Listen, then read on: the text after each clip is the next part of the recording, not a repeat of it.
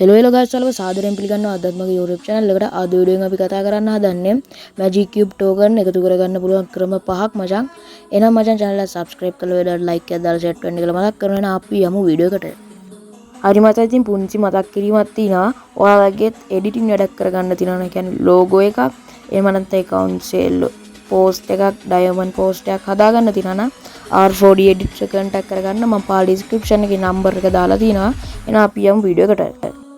හරි මචං ඉතින් පළවෙනි ක්‍රමය තමයි ඔයාලා මුලින්ම ස්ටෝර් එකට යන්න. ඊට පස්සේ පල්ලෙහාම තියෙන මචං redeem කියලා එකක්.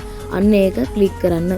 ඊට පස්සේ මචං අපිට මෙන්න මේ විදිහට exchange token වලට Magic Cube token ගන්න පුළුවන්. ඉතින් exchange token 40කට Magic Cube token එකක් අපිට ගන්න පුළුවන් මචං. හරි මචං ඉතින් අපි එහෙනම් බලමු දෙවෙනි ක්‍රමේ මොකක්ද කියලා. මේ මචං ඉතින් අපිට Kaufland token 100කට Magic Cube token එකක් ගන්න පුළුවන්. මේ නම් මචං limit එකක් තියෙනවා.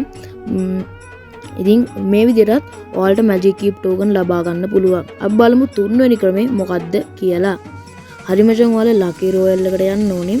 ඉතින් ඔයාලා event spin කරනවා නම් ඔයාලට අර event වලින් spin කරලා ඉතුරු වුණු token වලට අපිට ගන්න පුළුවන් මචං Magic Cube token.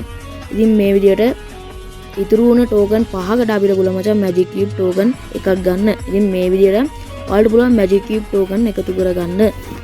හරි මචං එහෙනම් අපි බලමු හතරවෙනි ක්‍රමේ මොකක්ද කියලා.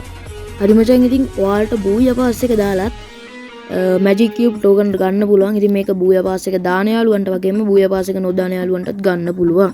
මේ විදිහට. හරි මචං ඉතින් බූයා පාස් එක දාන යාළුවන්ට Magic Cube token 18ක් ගන්න පුළුවන්. ඒ වගේ බූයා පාස් එක නොදාන යාළුවන්ට Magic Cube token 5ක් ගන්න පුළුවන්. ඉතින් මේක ගොඩක්ම වටිනවා මචං බූයා පාස් එක දාන කට්ටියට.